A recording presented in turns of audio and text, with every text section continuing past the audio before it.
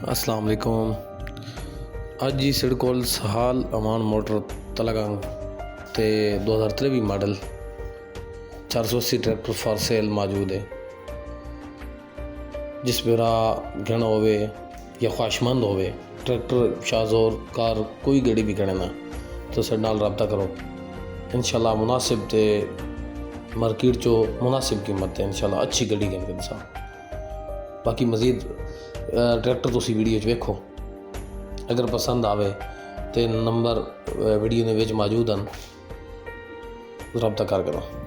बाकी मज़ीद चैनल नवा बनाया तो संगिया दोस्त अगे दरखास्त है कि तुसी चैनल सब्सक्राइब करो। तो मज़ीद जी वीडियो वेखो।